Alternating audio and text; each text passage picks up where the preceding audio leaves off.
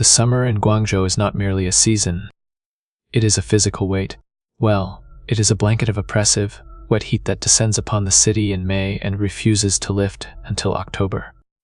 It turns the air into soup, thick with the exhaust of millions of cars, the steam from countless roadside food stalls, and the sweat of 14 million people fighting for space.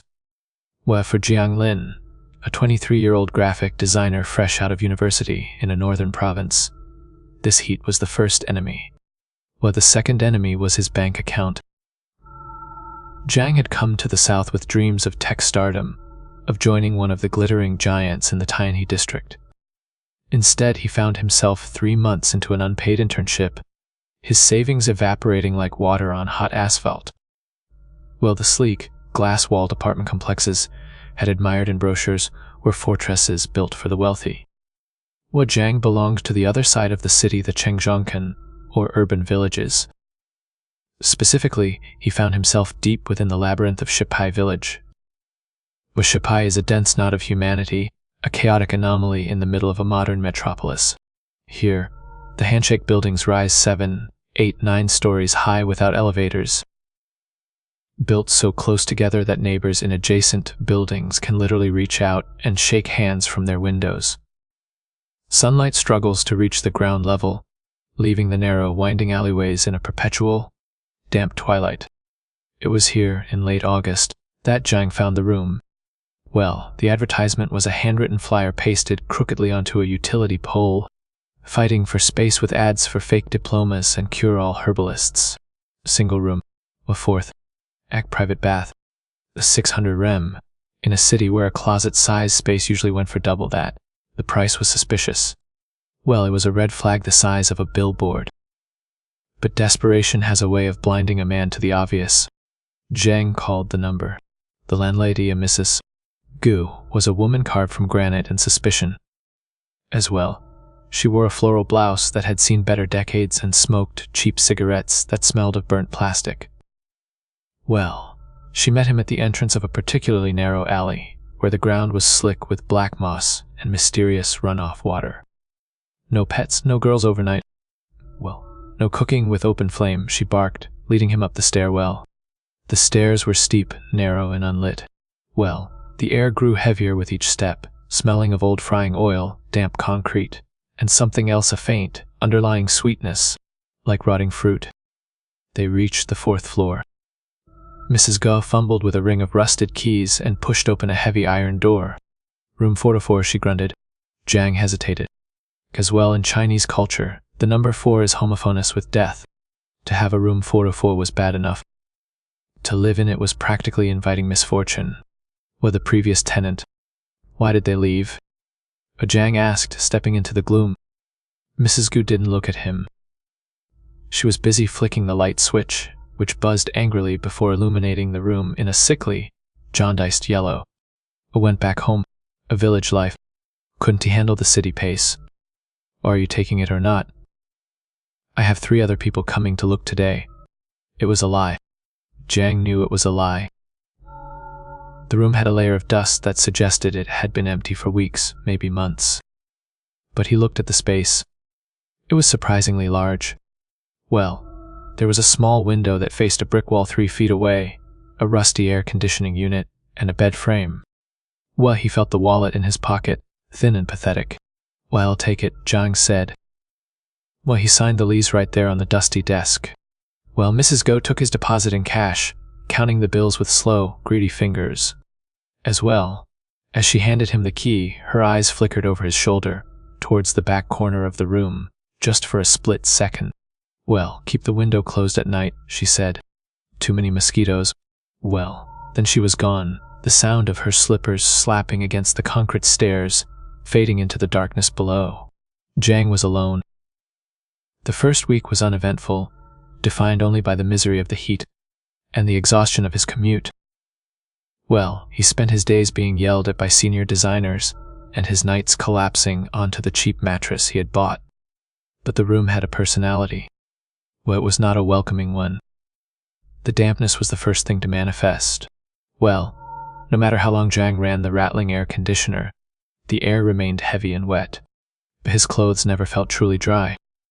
Well, papers on his desk would curl at the edges within hours. Then there was a stain. Well, it was on the wall adjacent to the bed, near the floorboards. Well, initially, it looked like a standard water damage mark, a patch of discolored, peeling wallpaper about the size of a dinner plate. Well, Zhang assumed a pipe was leaking in the room next door or upstairs. As well, he bought a poster of a landscape and taped it over the spot, putting it out of his mind. The strangeness began on the 7th night. It was a Tuesday, typically humid. Zhang had come home late, exhausted. Well, he showered in the cramped bathroom where the water pressure was a mere trickle, ate a cup of instant noodles, and turned off the lights. Well, the only illumination came from the streetlights filtering down the air shaft, casting long, prison bar shadows across the floor. Well, he was drifting into that heavy, paralyzed state between wakefulness and sleep when he heard it. What thud? It came from the ceiling. A dull, heavy sound, like a bag of wet sand being dropped. Zhang's eyes snapped open. He stared at the gray expanse of the ceiling. Well, the building was poorly constructed. Sound traveled easily. Well, he assumed the tenant upstairs had dropped something. Scrape. Scrape. The sound followed the thud. It was a slow, dragging noise.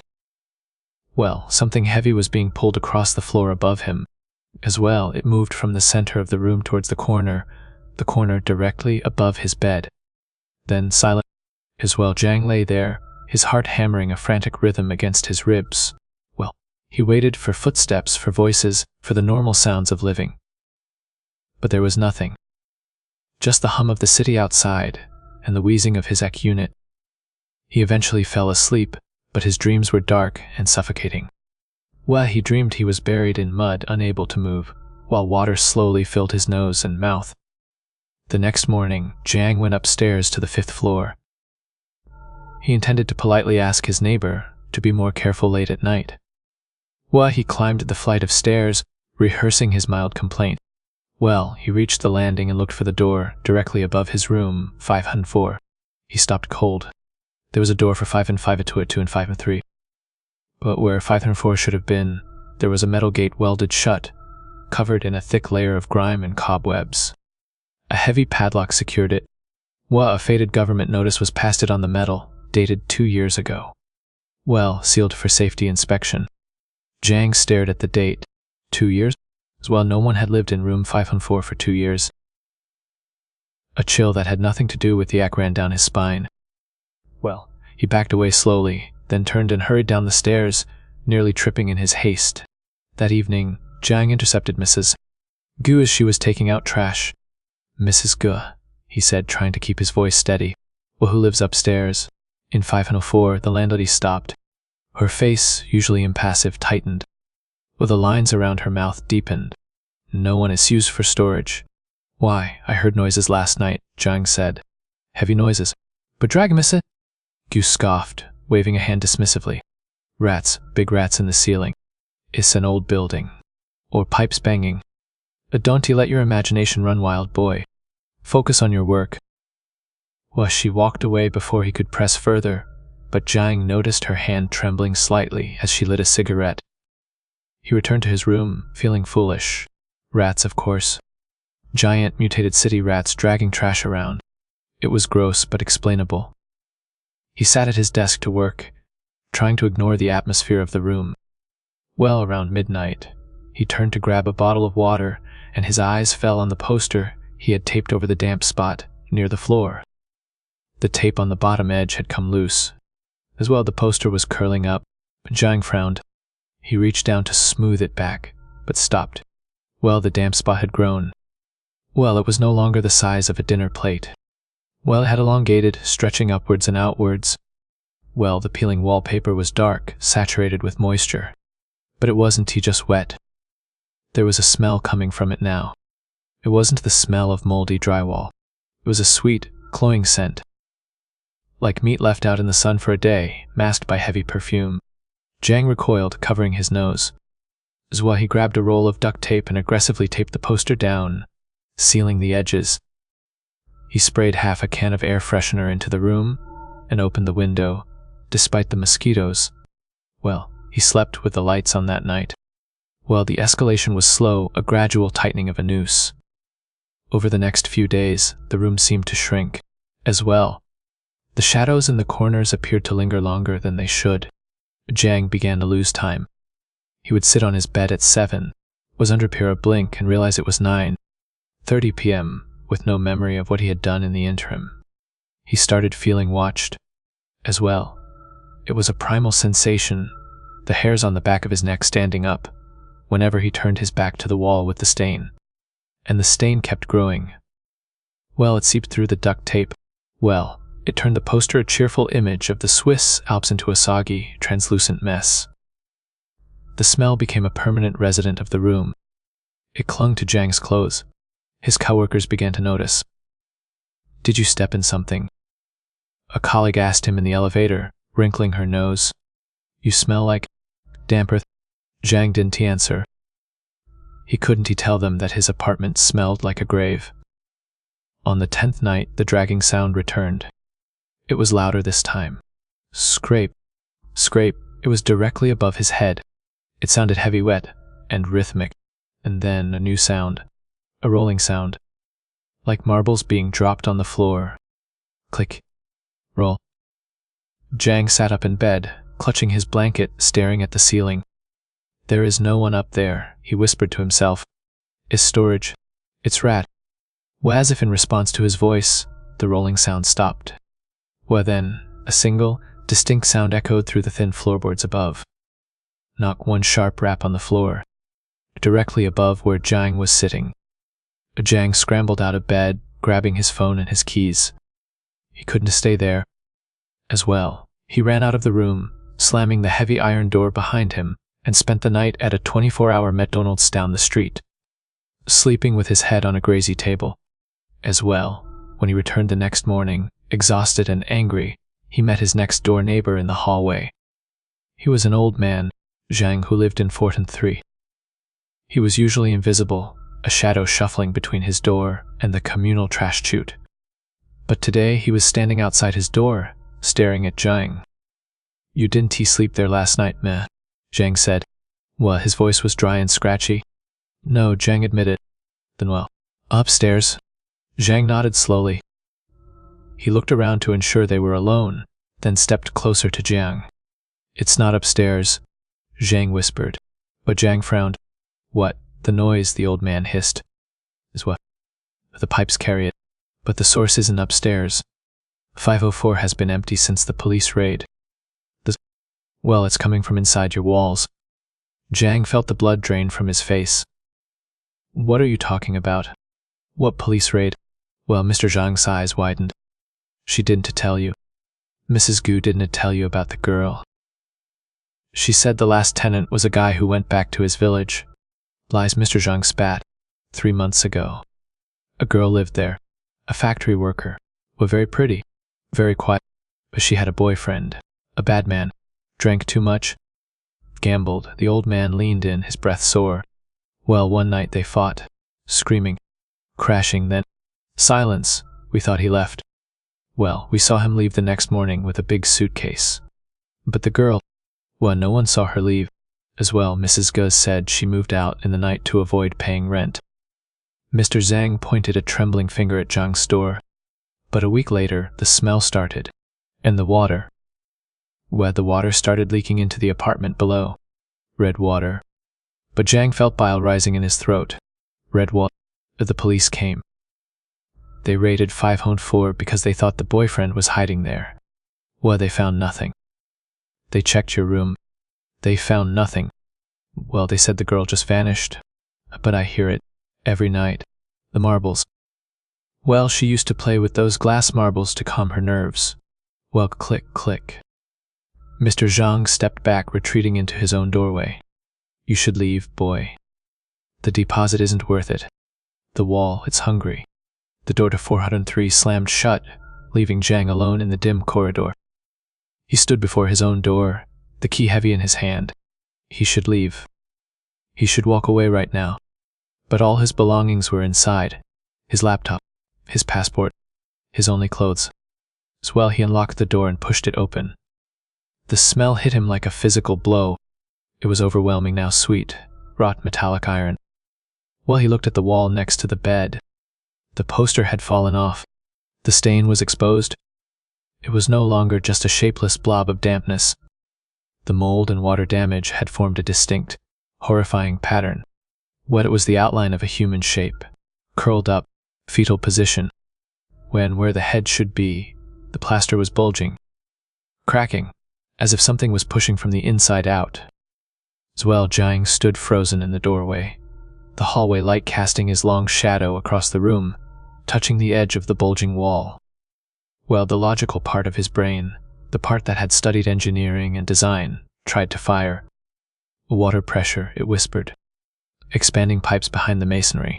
Structural failure.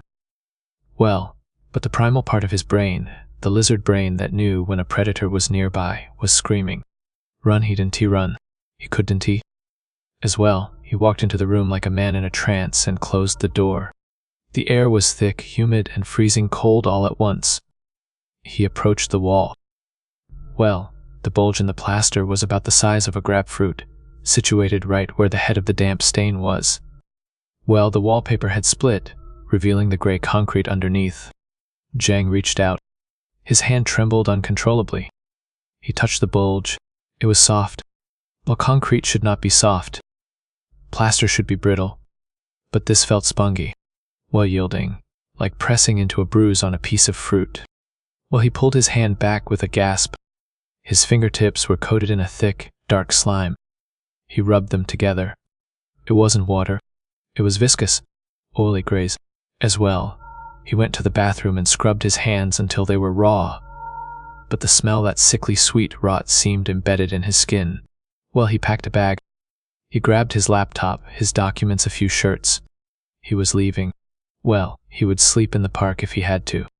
Well, as he zipped up his backpack, the light bulb overhead flickered. Once, twice. Then it exploded. Pop, pop, glass rained down on the floor. The room plunged into darkness. Jiang froze. The only light now came from the street outside, filtering through the dirty window, casting the room in a monochromatic gray. A click. The sound came from the corner. Roll. Well, a marble rolling across the floorboards. But Jiang spun around, his phone flashlight beaming into the darkness. Who's there? The beam swept across the desk, the chair, the empty bed. Thud. The sound came from the wall. The bulging wall? Jiang shone the light on it. That the bulge was moving. It was pulsing like a heartbeat. Well, the crack in the plaster was widening. Scrape. Something was scratching the other side of the wall. With fingernails on concrete. Desperate. Frantic. Jiang backed away, fumbling for the door handle behind him. Well, I'm leaving, he stammered, his voice cracking. I'm leaving now. He turned the handle. It wouldn't move. He twisted it hard. The lock was jammed. Well, he rattled the door, slamming his shoulder against it. It held fast as if welded shut. Giggle. A sound soft and wet like bubbles popping in thick mud. Well, it came from right behind his ear. Jiang screamed and spun around, swinging the flashlight wildly. Nothing. He looked back at the wall. The crack had split open. Well, from the fissure in the wall, something was emerging. It wasn't a pipe. It wasn't a rat. Well, it was a clump of hair. Well, long black matted hair, thick with the dark sludge, was spilling out of the wall like a slow-moving waterfall. It pooled on the floor, spreading towards his feet. Jiang grabbed the metal chair from his desk. A panic had overridden fear. Well, he was in survival mode. Well, he swung the chair at the door handle, trying to break the mechanism. Well, clang! The noise was deafening in the small room. He swung again. A clang, let me out! He screamed. As well, help me, the voice didn't come from the room. It came from inside his head. It was a gurgle, a plea choked by liquid. Jiang turned back to the wall. The hole was larger now. The plaster was crumbling away in chunks, revealing a cavity that shouldn't exist in a load-bearing wall. And in that cavity, illuminated by the shaking beam of his flashlight, was an eye. Well, a single wide, bloodshot eye, staring out from the darkness of the wall. As well, the skin around it was gray and sloughing off. What found? The voice gurgled, though the wall exploded outwards. Not with fire, but with fluid. Well, a torrent of black, putrid liquid burst from the cavity, knocking Jiang off his feet. He slipped in the slime, crashing to the floor.